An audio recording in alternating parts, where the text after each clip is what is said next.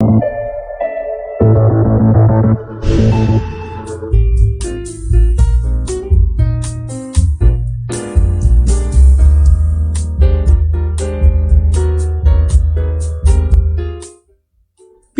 seguimos acá en la columna Nova, ahora en compañía de un amigo, de un escritor, psicólogo, que va a presentar próximamente esta nueva obra, El capitalismo absoluto, mundo sin asideros. Estamos con Antonio Ramón Gutiérrez, escritor, psicólogo, psicoanalista, ex profesor titular y actual profesor extraordinario de la Universidad Católica de Salta. Publicó 20 libros de poesía, narrativa y ensayo. Obtuvo numerosos premios nacionales y provinciales por su actividad literaria. Su obra fue incluida en diversas antologías nacionales, Fundación Argentina para la Poesía, Fondo Nacional de las Artes, Historia de la Poesía Argentina, Consejo Federal de Inversiones, Edición El Mono Armado, Secretaría de Cultura de Salta. Dio cursos de grado y posgrado, conversatorio y conferencias en las universidades de La Habana, Cuba, La Paz, Salerno, Salta, Tucumán, entre otros. Publica actualmente notas y artículos en revistas y diarios nacionales y extranjeros. Bien, muchas gracias, Antonio, por estar acá. Por la invitación, gracias a ustedes, muchas gracias. ¿Cómo estás? Bien, muy bien. Me refiero en general, ¿no? Tanto en salud como en tu actividad cotidiana. Estoy muy bien. Sí. Ah, bien, bien. Bueno, Antonio es, aparte de ser escritor, el compañero, el esposo de una gran escritora salteña, ¿no? De Liliana Beloni. Liliana Beloni, sí. Que ha sido distinguida, entre otros premios, por la Universidad de La Habana, Cuba, ¿no? Sí, ganó en el 93 el premio Casa de las Américas, pero después, bueno, ganó otros premios más. En España, su obra ha sido publicada en Italia, traducida y editada en Italia, 4 o 5 libros, ha publicado en España. Bueno, tiene una trayectoria literaria. Producción literaria. Sí, una producción y una trayectoria literaria importante. Y aparte un compromiso, ¿no es cierto?, de ustedes, tanto vos como ella. Y bueno, siempre en el escritor siempre debe haber un compromiso. Es verdad, ¿sí? Es verdad. El escritor no debe limitarse, ¿no es cierto?, a contemplar las estrellas y a adoptar la posición de alma bella, sino que tiene que dar una respuesta, ¿no es cierto?, una respuesta frente a su época, frente a las condiciones del tiempo que le toca vivir. Bueno, eso es importante. Esto no quiere decir que tenga que escribir literatura partidaria, ni nada por el estilo, pero siempre en el escritor debe haber un compromiso y una preocupación por su época. El escritor está compelido por su época. Al fin y al cabo son los documentos que quedan, son los documentos que trascienden. Sí, bueno, sí, pero también con su palabra, con sus notas, con sus artículos, con sus clases, con su trabajo, ¿no es cierto?, con su docencia. Yo creo que el compromiso tiene que ser en todo momento, o sea, 24 horas, me refiero en el sentido, en toda su actividad, si es un médico, si es un abogado, si es un arquitecto, si es un periodista. Por supuesto, el compromiso es de todos. No puedo desglosar. No podemos reducir el compromiso a una actividad. Claro. El compromiso es de todas las actividades y de todos los seres humanos. Claro. Tiene que haber un compromiso frente a su época. Así es. Bueno, yo lo he convocado a Antonio para que hable un poco de la persona. Él es psicólogo, psicoanalista, por lo tanto es la persona autorizada para hacer un análisis del discurso de Javier Milei, el candidato de la derecha en Argentina. ¿Por qué rasgo te interesaría que vos hagas el análisis para que la gente sepa el aspecto psicológico de este personaje? Bueno, vos bien dijiste un análisis del discurso, digamos, no de la persona en sí, porque uno no puede hacer un diagnóstico de la persona Milei, en tanto uno no lo ha tenido en consultorio, claro, uno nunca lo entrevistaste. no lo ha entrevistado, no lo ha tratado. Entonces, bueno, por ahí no es muy ético Claro. expedirse con un diagnóstico preciso sobre la persona Milei, pero sí sobre su discurso. Y podríamos decir que sí, efectivamente su discurso tiene muchos elementos que acercarían al orden de cierta inestabilidad emocional, cierta psicosis, cierto desajuste, ¿no es cierto? Y bueno, hay elementos propios de la psicosis en el discurso. Por ejemplo. Esto es válido decirlo, ya que Freud analizó casos de psicosis sin ver a algunos pacientes, por ejemplo, el famoso caso Schreber, ¿no es cierto?, donde lo que analiza es un escrito, las memorias del presidente Schreber, y de ahí teoriza sobre la psicosis. Bueno, entonces es válido en el caso de Milei, como en el caso de muchos, digamos, analizar el discurso. Yo, al escuchar el discurso de Milei, lo que estoy viendo, escuchando, es que hay elementos propios de la psicosis, como por ejemplo la falta de hilazón, la falta de conexión, la falta de una articulación en sus palabras, en sus frases, en sus oraciones. Son frases entrecortadas, que no remiten a otra frase, que no se dialectizan, y después la constante negación, una especie de forclusión, una palabra difícil, pero quiere decir repudio de la realidad, como si no hubiera ocurrido, ¿no es cierto? Por ejemplo, un día le dice asesina de niños a la candidata, a la que es hoy aliada, digamos. A la que es hoy aliada, ¿no es cierto?, a Patricia Bullrich, y al otro día dice que la ama, ¿no es cierto?, que se va a casar con ella, sí, claro. ¿no es cierto? Es muy absurdo todo esto, y eso es propio de las estructuras psicóticas, ¿sí? Entonces estamos ante un sujeto... Bien, más allá que sabemos que no hay un condicionamiento psicótico para todo ese armado, sino que hay toda una estructura política por detrás. Sí, por supuesto. Que llegan a consolidar ese abrazo. Tampoco podríamos decir que es un psicótico en el cabal sentido de la palabra, claro, sino que es un personaje propio de la época, es un producto de la época, donde hoy se está hablando mucho de lo que son la psicosis ordinaria, que son este sujeto que sin tener algunos elementos de las psicosis clásicas, como es el delirio, las alucinaciones y este tipo de cosas, sin embargo tienen algunos componentes, ¿sí?, de las estructuras psicóticas. Por ejemplo, la perplejidad, el azoro, la falta de amarra, la falta de sujeción a algo, digamos el desabrochamiento.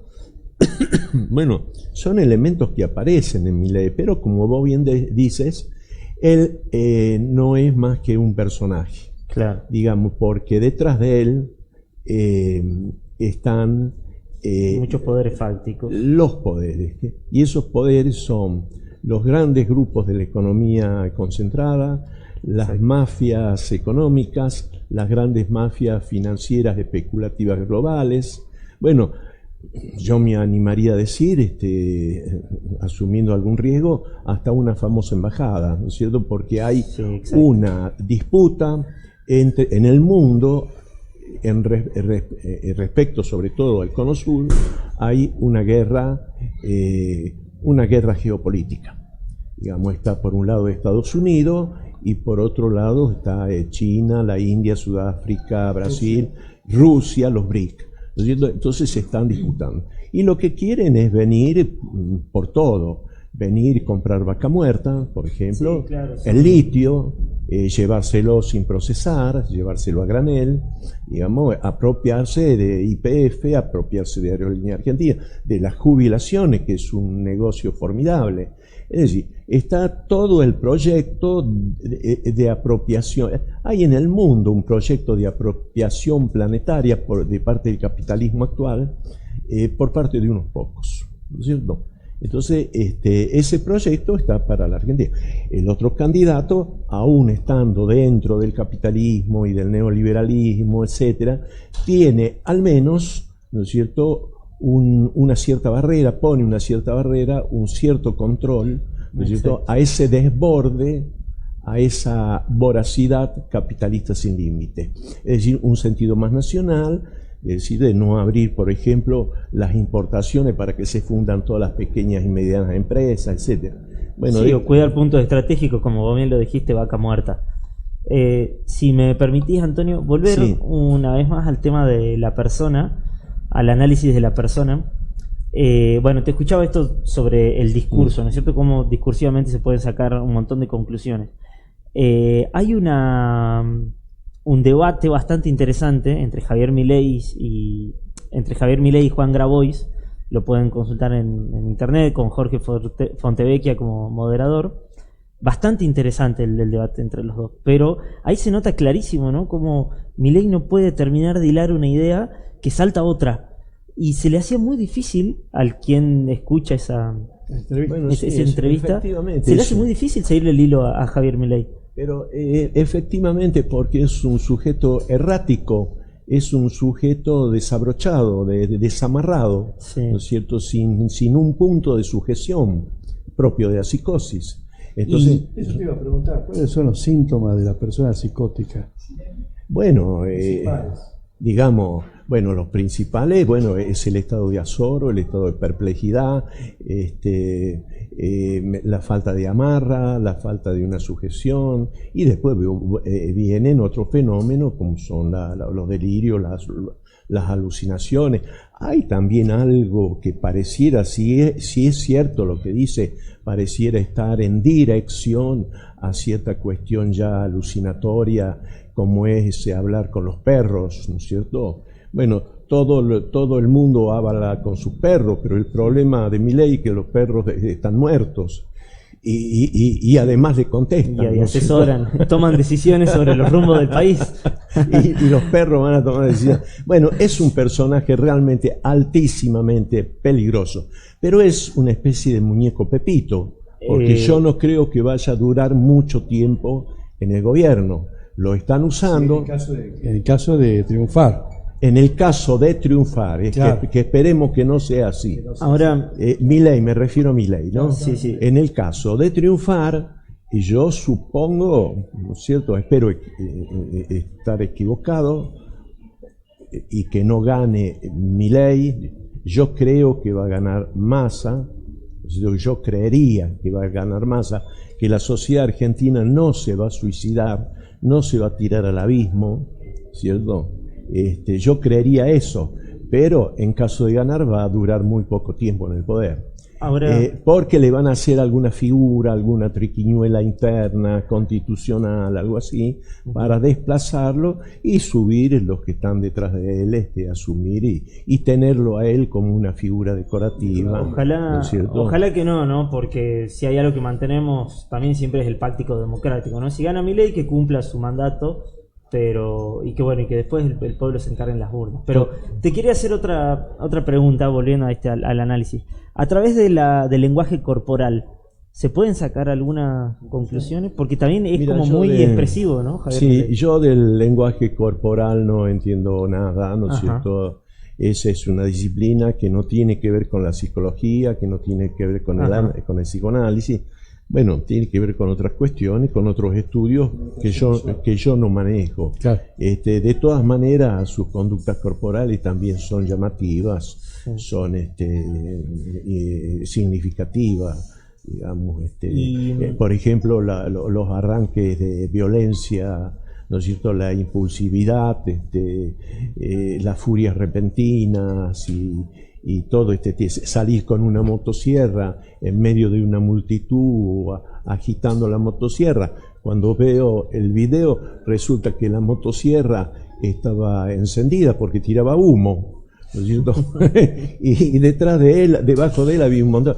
Se le cae la motosierra y deja a algunos sin cabeza, ¿no es cierto? Entonces un personaje extremadamente peligroso que la gente tiene que tomar conciencia de ello. Y otra pregunta, y ya no molesto. Para eso está. ¿Por qué o a qué se refiere o a qué viene tantas referencias sexuales que tienen sus discursos? Y mira, no sé, abundan. él tenía una teoría sexual que era tántrico o trántico, no sé qué lo que es una teoría que yo desconozco absolutamente, Sí. ¿no es cierto?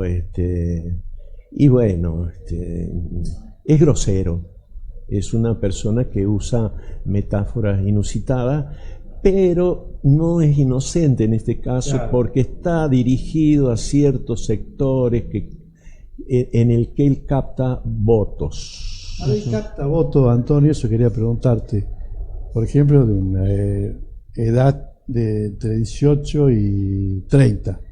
Sí. Ese es el Es verdad. rango etario. Capta votos de muchos sectores, pero preferentemente de esa franja etaria. Claro. ¿No es cierto? ¿A qué se debe? Mira, yo diría que el capitalismo actual, o la fase actual del capitalismo, que es una fase especulativa, financiera, además constituye un discurso sin límites, sin pérdida, sin grieta, capaz de reabsorber en su circuito hasta lo antagónico, ¿cierto? Ese discurso capitalista es una gran máquina, no solamente de apropiación económica, de transformaciones económicas, sino fundamentalmente una máquina transformadora de la subjetividad. Y ha producido en el mundo, estamos en una crisis del capitalismo, aunque el concepto de crisis es consustancial al concepto de capitalismo, ¿sí? No hay capitalismo sin crisis, ¿cierto? Así como no hay sujeto humano sin crisis. Pero la crisis actual del capitalismo es permanente y es definitiva, ¿cierto? Y se muestra en todos los ámbitos. Entonces ya estamos hablando más que de una crisis del capitalismo, de una verdadera crisis civilizatoria en todos los órdenes, en lo moral, en lo ético, en lo ecológico, en lo energético, en lo social, en lo ecológico, ¿no es cierto? Es una verdadera crisis civilizatoria. Y más que una crisis civilizatoria, se están produciendo verdaderas mutaciones a nivel de lo social y a nivel del individuo. No quiero decir que sean generalizadas, pero hay mutaciones. Por ejemplo, han surgido sujetos deshistorizados, sujetos sin conciencia de clase, sujetos que no tienen conciencia de su misión en la historia, sujetos sin una visión de futuro, sin una visión de porvenir, ¿no es cierto? Inmersos en una especie de eterno presente, que no tienen proyectos y a quienes no les importa mucho nada, ¿no es cierto? Entonces yo estoy cansado de escuchar en la calle a gente que dice que se pudra todo, digamos. Y ahí... Bueno, eso es lo que, disculpame, eso es lo que dijo, por ejemplo, Patricia Bullrich, que hablaba de que el país se va a reventar antes del 19. Pero seguro, claro, eso es lo que dice. Que se pudra todo. Antes la frase en el 2001 era que se vayan todos. Ahora, que se pudra todo. No les interesa, ¿cierto? No les interesa. Que se pudra todo es la frase actual. Entonces, un sujeto que no le interesa. Entonces, más que, porque hay que comprender también, ¿no es cierto? La gente tiene dificultades, hay una crisis, no llega a fin de mes, ¿no es cierto? No le alcanza la plata, le aumenta la mercadería todos los días. Entonces hay una comprensión, ¿cierto? También de la bronca, de la rabia, del enojo, pero hay algo, al decir que se pudra todo, hay algo que va más allá del enojo, va más allá de la bronca por las dificultades personales. Lo que hay ahí ya es el despliegue de la pulsión de muerte, ¿cierto? Hay un goce mortífero, ¿cierto? Más allá del enojo. Sí, lo que hay, la pulsión de muerte, el goce mortífero. Bueno, el discurso capitalista, el mandato actual del discurso capitalista es ir hacia ese goce irrestricto, sin limitaciones, ¿no es cierto?, sin condicionamientos, ¿cierto? Y hay sujetos, bueno, que ya están en esa dinámica del mandato capitalista actual. digamos, una mutación en el mundo que empieza a producir sujetos sin historia, sujetos sin futuro, ¿no es cierto? Esto lo que vos acabas de decir, por ejemplo, Antonio, que se pudra todo, es una frase que se repite en el votante de Milei. ¿Qué te dice cuando vos le preguntas a ese votante? Sí, sí, sí. Che, ¿por qué lo vas a votar a Milei? No, yo quiero que se pudra todo. Sí, sí, Que no venga importa algo nuevo, Sí. entre comillas. Sí, algo nuevo que los va a perjudicar, porque es un salto al vacío, es suicidarse. Es como yo le he dicho a algunos, que se esté mal, que se tenga un malestar y que se esté atravesando por dificultades, y a veces serias dificultades, no implica que uno se deba suicidar, ¿no es cierto? Entonces es un suicidio, pero el asunto que no lo están votando solamente estas franjas de jóvenes, ¿no es cierto?, a los que definimos prácticamente inmersos en un presente perpetuo, ¿no es cierto?, sino otras franjas de la sociedad, ¿no es cierto?, que creen ver en Milei simplemente un personaje para acceder al poder, ¿no es cierto?, y para que gobierne la derecha, ¿no es cierto?, que ha venido gobernando la Argentina desde el 2015 al 2019, ¿no es cierto? Bueno. Esto me hace acordar, Antonio, cuando en las elecciones de 2015, cuando se iba a definir entre Scioli y Macri, y gana Macri, la elección del 2015, recuerdo que la gente, que el votante, que el que votó a Macri, decía, por ejemplo, no va, este hombre que ya viene de la cuna de oro, no va a robar nada. Siempre roban más, porque ya no se trata del deseo de tener, no se trata del deseo de tener, sino se trata del frenesí del goce, digamos, de la acumulación sin límites, sin borde. Bueno, y hay una cosa, es que ahora ha resurgido la cuestión antikirchnerista, que es el eslogan, ¿no es cierto?, el eslogan de Patricia y que lo absorbe ahora. Y que lo absorbe Milei. El que decía la cuestión de la casta la tiene a Patricia Burri, a Berrio Nuevo y a todos ahí metidos adentro. Bueno, el antikirchnerismo, una construcción, casi un mito fundacional. No sé si ustedes vieron la película La aldea, que inventan monstruos en los alrededores para mantener cohesionado a los habitantes de la aldea, que había problemas, y para mantener una cohesión ahí interna. Bueno, el antikirchnerismo... ¿Cuál es el título de la película? ¿El título? La aldea, Le Village. El kirchnerismo se transformó en el culpable de todos los males de la humanidad. Es decir, pero de todo, no solamente de los problemas económicos, sino de la declinación del cuerpo, del devenir, de la travesía humana, del granizo, de qué sé yo, de los desencuentros amorosos, de la impotencia sexual. Y hasta ahí es una salida rápida, perdón. Y hasta la condición de ser para la muerte heideggeriano. Es decir, si nos vamos a morir, ¿quién tiene la culpa? Cristina Kirchner. Bueno, entonces, eso es una locura, la locura de nuestra época, porque vivimos en una época, ¿no es cierto?, donde la locura está ahí.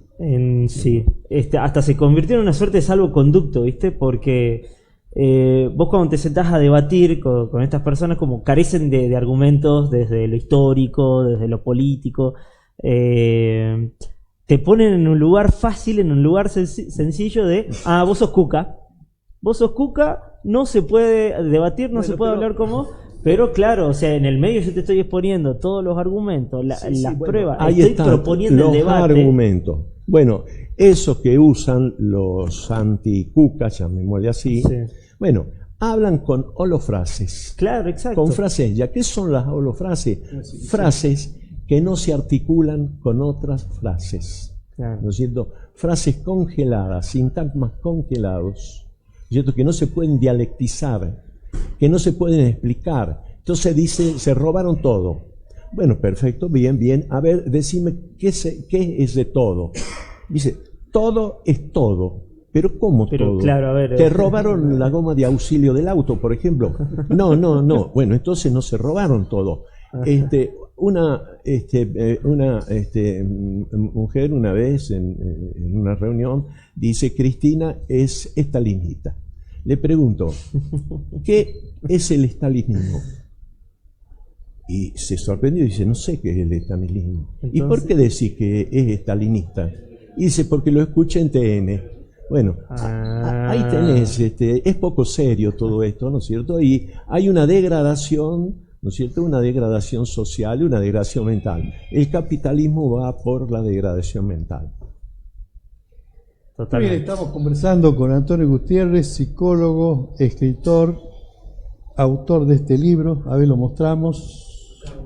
A ver, acá. Ahora, mientras Edgar lo muestra, también un título bastante potente, ¿no? Este libro de El capitalismo absoluto, Antonio Ramón Gutiérrez, ¿Qué Un nos puedes mundo comentar sin un poco asideros. sobre el título en general?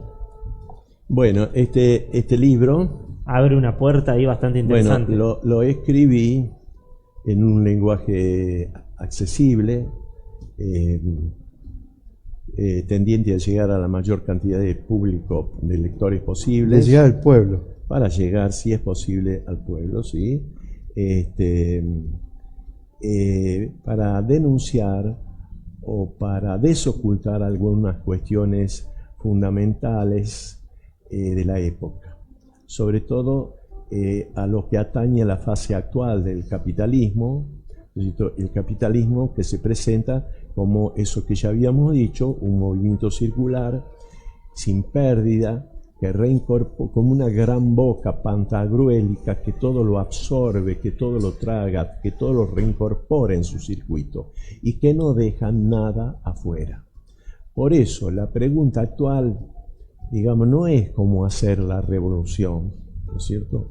Esa pregunta ya no está en la superficie contemporánea, al menos por ahora, sino cómo descompletar al discurso capitalista. Cómo clavarle la estaca a su voracidad, ¿no es cierto?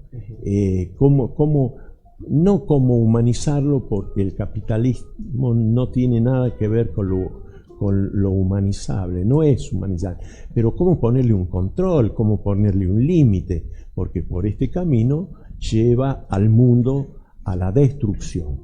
Si no hay un cambio moral, ético, social, económico, financiero, etc., el mundo no dura 100 años más o 50 años más. Ya hay técnicos que están hablando que no estamos en la época ya del calentamiento global, sino de la combustión global, del incendio global y de las grandes catástrofes ecológicas. Con lo cual, el mundo puede desaparecer, o podemos retornar, ¿no es cierto?, a la edad de piedra, ¿cierto? Porque esto, como está, ya no va más, ¿no es cierto? Entonces, ¿cómo hacer para descompletar ese capitalismo, para salirse de ese recorrido circular? ¿Qué hace que los neoliberales a veces no sean solo los neoliberales, sino también algunos de aquellos que, oponiéndose al neoliberalismo, involuntariamente terminan reproduciendo las mismas lógicas a las que creen oponerse. Muchos reproducen aquello mismo que critican. Y en esto estamos todos inmersos. Yo también puedo estar cayendo en esa gran trampa que hoy es el capitalismo, porque ha producido no solo un cambio económico, sino un cambio de cosmovisión en el mundo, un gran cambio subjetivo, un cambio de mentalidades. El mayor daño que ha provocado, el mayor estrago que ha provocado el capitalismo, no es solamente en lo económico, ¿no es cierto?, sino fundamentalmente en lo cultural. fundamentalmente el estrago mayor de la fase actual del capitalismo es en lo cultural.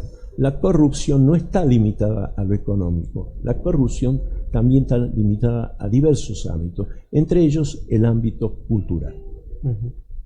O sea que, viste que cuando uno habla de corrupción no tiene que, lo asocia automáticamente el que roba. No, pero no solamente el que roba, sino corrupción se refiere también al comportamiento de la persona en todas sus actividades. Y además hay diversas maneras de robar.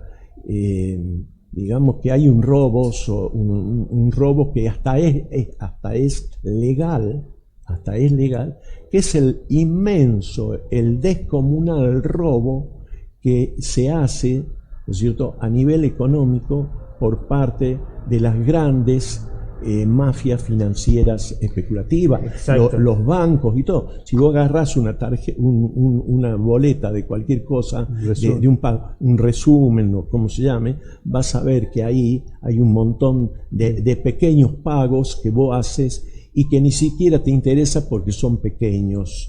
Claro. 1.500 pesos y con una sigla CEU, no se sabe qué, vos vas y pagás.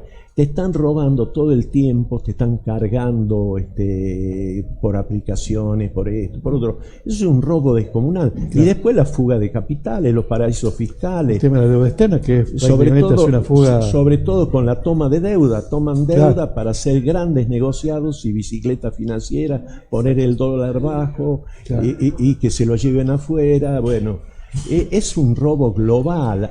Digamos, el programa es corto, podríamos hablar horas, ¿no es cierto? Pero podríamos decir que no hay neoliberalismo sin delito.